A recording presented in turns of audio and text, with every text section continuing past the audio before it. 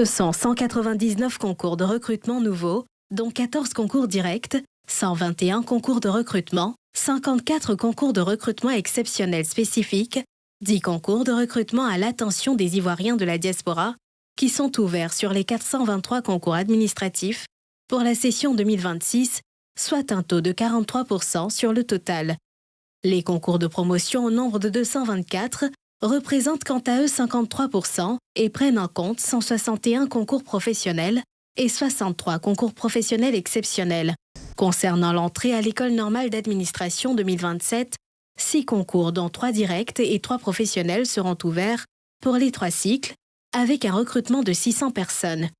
Tous ces concours, à en croire la ministre d'État, se dérouleront dans une totale transparence grâce aux différentes réformes organisationnelles. Notre objectif est très clair.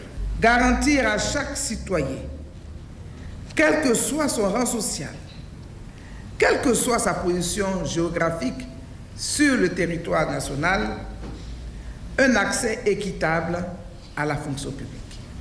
Tenez-vous à l'écart des vendeurs d'illusions. Ceux qui vous promettent de vous faire réussir à un concours, ils vous mentent, ils vous escroquent. Aucune démarche parallèle, aucune promesse frauduleuse, mensongère, ne peut se substituer aux règles établies. Bonjour et bienvenue sur votre émission préférée. C'est ici et maintenant. On vous apporte la Nympho brute. Concours de la fonction publique, le système est-il truqué? On met tout de suite les pieds dans le plat pour savoir est-ce qu'on assiste à une crise de confiance entre la fonction publique en Côte d'Ivoire dans l'organisation des concours et les Ivoiriens. On a entendu dans le reportage qu'on a diffusé la ministre d'État Anne-Désirée Oloto-Lamizana qui parlait donc d'égalité des chances, qui disait refuser donc d'écouter les vendeurs d'illusions, les personnes qui vous font des promesses et tout. Quelle est aujourd'hui la situation? Alors, parler de crise de confiance, c'est trop. Okay. Mais je pense qu'il y a, disons, un état d'esprit général qui s'est emparé de la population depuis plusieurs années déjà, comme quoi il fallait forcément avoir un réseau ou alors avoir des parrains pour être admis aux concours administratifs. Est-ce que c'est faux? Mais c'est faux. Okay. Et c'est pour justement démontrer le contraire, que depuis 5 ans bientôt, il y a un ensemble de mesures qui ont été mises en place pour démontrer ou pour montrer la transparence du processus. Tous ceux qui participent ou qui s'occupent ou qui regardent un peu ce qui se passe en termes de concours administratifs verront qu'il y a eu beaucoup d'innovations qui ont été faites depuis 2021 jusqu'à 2025, la dernière session en date, notamment dans la capacité de dire au candidat sa situation personnelle. Justement, cela était censé venir apporter une réponse à cette inquiétude de savoir est-ce qu'on corrige ma copie, est-ce que ma note, vraiment j'ai eu quelle note pour qu'on dise que je ne suis pas admis, etc., etc. Parce qu'avant cela, on vous disait juste que vous n'étiez pas admis à un concours. Vous n'avez pas donc les notes, vous ne saviez rien du tout. Alors depuis 2022, vous avez vos notes, vous avez votre moyenne, vous avez votre rang et vous avez la moyenne du dernier des admis. Donc vous voyez un peu l'écart qu'il y a entre le dernier des admis et vous-même. Donc tout cela participe de la volonté du ministère de montrer ce qui est fait et de montrer au candidat qui échoue qu'il a échoué pas parce qu'il n'a pas payé ou qu'il ne connaît pas quelqu'un, mais parce que ses performances sont en deçà de ce qui est attendu. Et je voudrais aller plus loin. Quand on dit qu'on vend les concours, mais je dis, mais si on vendait les concours, nous n'allons jamais avoir de concours avec 0 admis. Mais je le dis, je le répète, qu'il y aura des concours où il n'y a pas d'admis. Parce que les jurys estiment que la prestation des candidats est en deçà de ce qu'on peut attendre en termes de performance. Quel concours, par exemple? Ah oui, mais je n'ai pas la liste là, mais lors du point de presse, on vous a cité, il y avait 31 concours au total où il n'y a pas eu d'admis. Et il y a 55 concours pour lesquels il n'y avait pas de candidats. Vous comprenez? C'est la réalité. Donc je dis toujours aux différents candidats que plutôt que d'être dans l'émotion, que d'être sur les réseaux sociaux, à la recherche du sensationnel, il faut s'organiser et travailler. Et je dois encore dire que certains concours, les jurys sont obligés de descendre jusqu'à la concurrence de 8 de moyenne. Parce qu'on a les postes budgétaires, on a les besoins, mais la performance des candidats n'est pas à la hauteur. Mais on descend jusqu'à 8 de moyenne. Donc, que cette sensation générale de dire c'est parce que je ne connais pas quelqu'un ou bien que je n'ai pas un réseau pour donner de l'argent que j'échoue, c'est faux. Il faut te remettre en cause, il faut travailler et avoir les preuves qu'on a bien travaillé et qu'on a été recalé parce qu'on ne connaît pas quelqu'un ou qu'on n'a pas payé. Mais ce n'est pas le cas. Tous ceux qui s'agitent, qui disent, lorsque vous leur demandez, vous faites une capture d'écran, ils masquent la partie de leur performance. Mais pourquoi ils masquent? Qu'ils laissent toute la feuille, qui donne le relevé des notes et qui donne leur performance. Alors, à ce moment, on pourrait donc dire, il a très bien travaillé. Est-ce qu'on redonne les copies corrigées également? Non, on ne va pas aller jusqu'à donner les copies. On leur donne les notes. C'est un relevé de notes comme on le fait pour tous les examens, le bac, le BPC, vous finissez, on vous donne le relevé de notes. Voilà, c'est ce qui est fait. D'accord, merci pour ces explications. Noël Konon, en tant que journaliste, regard, observation de la situation. Bon, j'ai vu monsieur le DG de la fonction publique affirmer avec la main sur le cœur qu'aujourd'hui, la fraude ou la vente des places au cours des concours administratifs n'existe pas. Moi, je ne vais pas être aussi catégorique comme il a fait parce que il y a un passé récent ici où on a vu des réseaux qui ont été démantelés et au quotidien aussi, on voit des personnes qui disent avoir donné de l'argent à telle personne qui est au sein de l'administration et la personne n'a pas eu gain de cause. Ces affaires-là traînent dans les commissariats et autres. Donc, affirmer de façon, je vais dire, catégorique que la fraude n'existe pas ou on ne paye pas, moi je pense qu'il faut être un peu modéré parce que voilà, c'est des faits qui existent au quotidien. Maintenant, moi, je veux profiter de cette brèche-là pour, par exemple, demander à monsieur le DG de l'ENA, est-ce qu'il peut nous rassurer sur ce plateau et devant nos compatriotes que dans l'organisation des concours, l'administration a vraiment les mains libres et si aussi le personnel, la direction générale n'a pas un quota de place réservé, en tout cas, à tous ceux qui travaillent au sein de ces différentes administrations, y compris l'ENA. Allez-y, vous avez la parole. On entend souvent les Ivoiriens dire à l'ENA, le personnel a un quota de place donc, qui est vendu et tout. Quelle est la situation? Bien, je vous remercie. Mais avant d'aller à cette question, à la réponse à cette question, je voulais rebondir sur la première qui a été posée à M. le directeur général de la fonction publique. Okay. Le fond de la question, c'est plutôt de savoir s'il y a, disons, quelle est la qualité de la confiance que les citoyens, que les populations ont dans l'action publique. Et on peut aussi rebondir sur une deuxième question. Quel est le ressenti des populations par rapport à ce que l'on peut appeler la morale publique? Parce que ça fait de longues années, en dépit de toutes les réformes qui ont été apportées année après année, que l'on parle de fraude, que l'on déclasse les résultats, que l'on les accuse de peu sincères. Mais c'est parce que justement il y a cette crise-là, en rapport avec l'État, en rapport avec l'action publique, en rapport avec la morale publique, que l'on s'autorise à promouvoir cette culture-là. Mais en vérité, c'est parce que pendant longtemps, la culture de la facilité, cette culture qui a ébranlé totalement le goût de l'effort, cette culture-là, aujourd'hui, a pignon sur rue. De sorte qu'on a le sentiment qu'il ne peut pas avoir de réussite sans avoir eu un soutien, qu'il ne peut pas avoir de réussite à un concours sans avoir payé. Et pourtant, de nombreux jeunes Ivoiriens présentent leur concours dans les meilleures conditions, par leur propre travail, et réussissent. Et quand vous regardez leurs origines, c'est inimaginable qu'ils puissent avoir payé avant d'entrer. Alors je voulais dire, tout à l'heure vous avez rebondi en disant qu'à regarder de près, il y a des cas qui sont pendant devant la justice ou bien devant des instances où certains affirment avoir payé et n'ont pas eu gain de cause. Justement parce qu'autour de toute activité comme celle-là, il y a une économie qui se développe, une économie informelle qui se développe et où certaines personnes y voient un filon d'enrichissement. Cela ne signifie pas que les organisateurs sont, eux, dans la fraude. Exactement. Cela ne signifie pas que s'il y a tentative de fraude, c'est du fait des organisateurs, donc de l'administration. Ça aussi, il était bon de le préciser. Est-ce que les agents de l'administration ne sont pas complices? Vous parlez de la culture de la facilité, mais cette culture de la facilité, elle est je veux dire, elle trouve en face d'elle des acteurs, souvent des personnes se réclamant agents de la fonction publique, qui viennent proposer des places, qui viennent dire, de par ma position, je peux vous... Donc, est-ce que l'administration, donc, notamment les agents, ne sont pas complices? Je dois dissocier l'administration des agents. Allez-y. L'administration se veut vertueuse.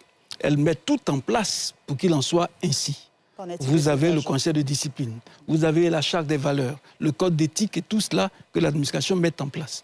Maintenant, il y a l'équation personnelle de chaque agent qui, bien souvent, malveillant et peu vertueux, agissent négativement.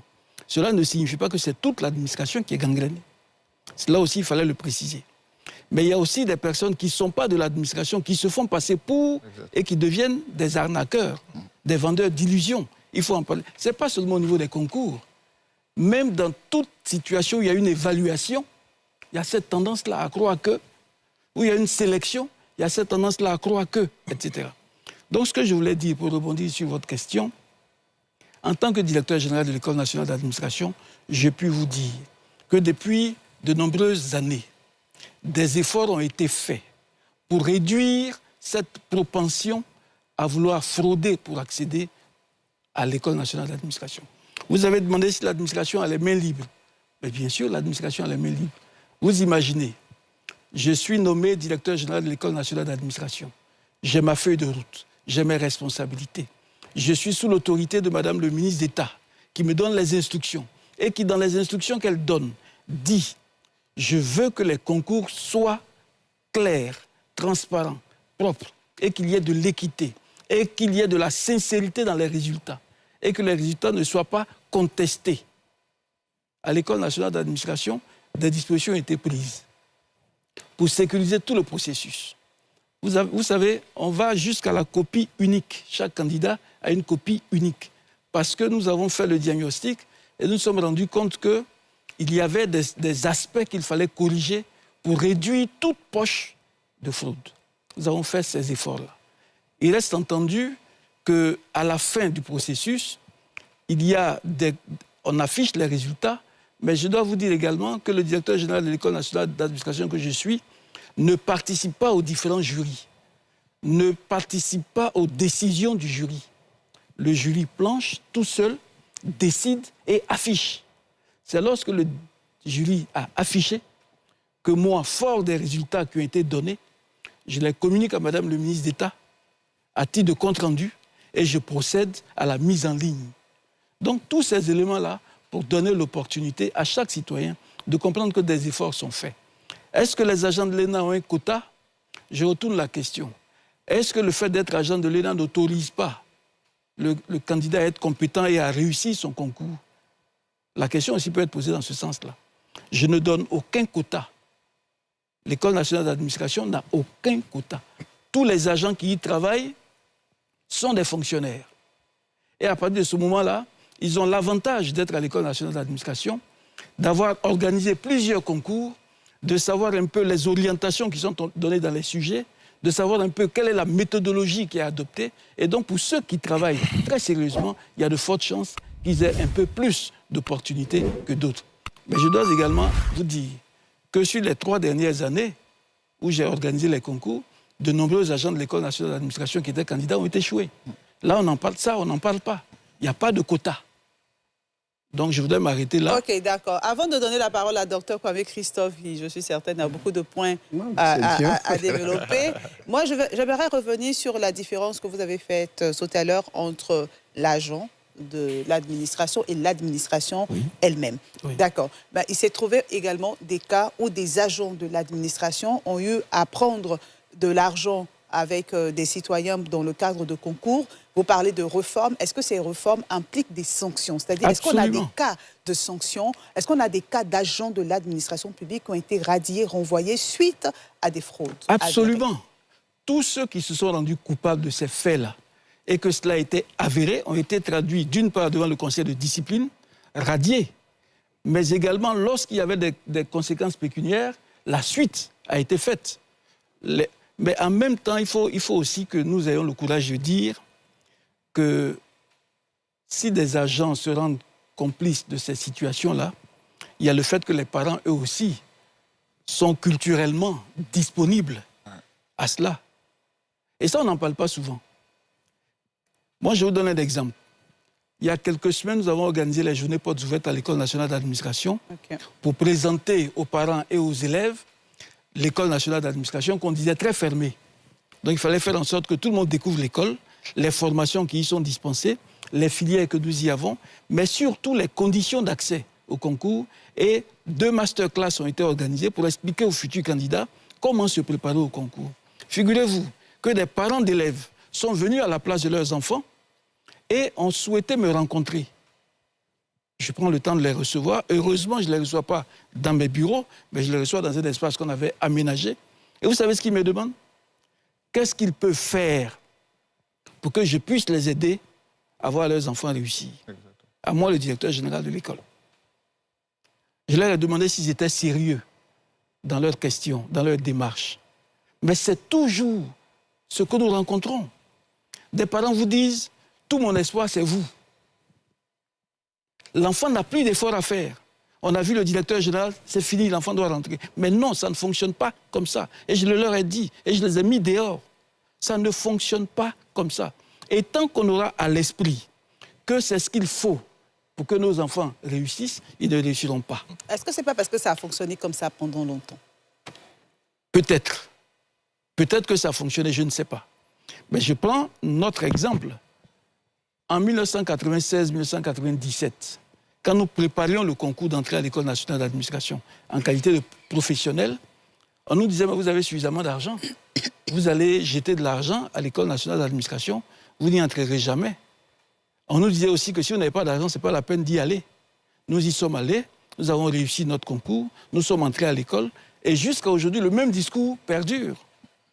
Donc, il y a des situations que nous devons porter. Celle du déclassement des valeurs aujourd'hui, notamment de la valeur du travail, la valeur de la réussite par le travail, qui aujourd'hui est totalement déclassée. On a l'impression que personne ne réussit sans avoir eu un coup de pouce ou sans avoir profité de la fraude. Non, il y a des jeunes Ivoiriens qui travaillent, qui réussissent, qu'il faut féliciter, qu'il faut encourager. Stop! Ne partez pas. Ce que je vais vous révéler juste après va vous choquer encore plus fort. Si vous kiffez ce genre de scoops, abonnez-vous tout de suite à Africa. Et on a un jeune Ivoirien justement qui nous appelle ce soir de Boaké, qui pour lui, il y a des actions à faire pour renforcer la confiance. Bonsoir, Kwadjo Bertin. Bonsoir. On vous écoute pour vos différents points. D'accord. Il faut noter qu'il y a des avancées notables qui ont été effectuées. Voilà, mais dit de tout goût que la crise de confiance n'existe pas, je pense que c'est un peu trop. J'en veux pour preuve, chaque fois que les concours sont lancés, le nombre de places budgétisées.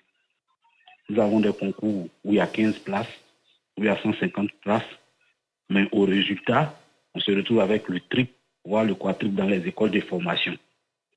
Bon, on ne sait pas à quoi c'est dû. Après la formation, l'affectation cause problème. Le cas le plus récent, il s'agit des professeurs de CAFOP. Près de 1100 professeurs de CAFOP. On dit qu'il n'y a pas de place dans les CAFOP pour eux. Mais est-ce qu'il n'y a pas une planification qui a été faite en amont? Voilà, c'est des actes qui sont de nature à effriter la confiance entre la population et l'administration. Voilà, c'est tout pour cette vidéo. Si cette actualité vous a choqué ou intéressé, n'hésitez pas à mettre un gros like et à partager la vidéo à vos amis.